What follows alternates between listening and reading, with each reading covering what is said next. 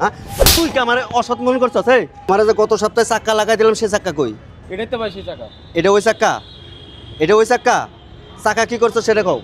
আরে ভাই রাস্তার মধ্যে গাড়ি চললে তো একটু চাকা নয় একটু একটু আডু তো ড্যাম হইবে যে এখানে একটু সেদিন গাড়ি এটা ড্যামের বিষয় না, এটা ড্যামের বিষয় না। তোমারে আমি এর চাইতে ভালো চাক্কা লাগাই দিছি, নতুন চাক্কা, অরিজিনাল চাক্কা দিচ্ছি। এটা অরিজিনাল চাক্কা নয়, এটা 1 নম্বর চাক্কা না, এটা 2 নম্বর চাক্কা করতে লাগাইছো সেটা কও। আচ্ছা ভাই আপনি আইন আমার সাথে আইন কই আসতাম? মহাজনটা কিছু কই না আমি আপনার ব্যবস্থা মহাজনের কইতাম না মানে আমার ব্যবস্থা করবি মানে? হ্যাঁ তুই কি আমার অসৎ মনে করছস? এই এত বছর হলে আমি এই গাড়ির ডিপার্টমেন্টে, তুই দেখো জানোস না যে আমি 1 টাকা কোনো দিকে নড়িনামা করিও না, করতেও দেই না। হ্যাঁ জিনিসটা বিষয় এটা বড় কথা না, কথা হচ্ছে কি এই গাড়িটার উপরে হাজার হাজার মানুষের জীবন নির্ভর করে।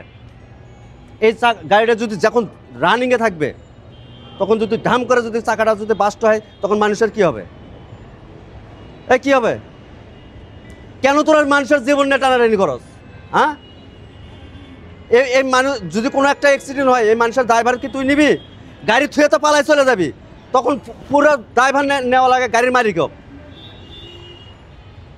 তোরা তো গাড়ি জানলাতে ধাপ মেরে চলে যাস, তোরকে ধরে ধরে খুঁজে পাওয়া যায় না।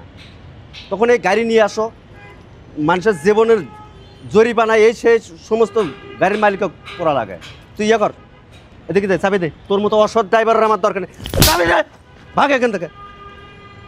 তুই আর এই গাড়ির গরু কোনোদিন আসবি না। আর তোর এই ঢাকা শহরে তোর কে চাকরি দেয় গাড়ি ডিপার্টমেন্টে, এটাও দেখবো আমি।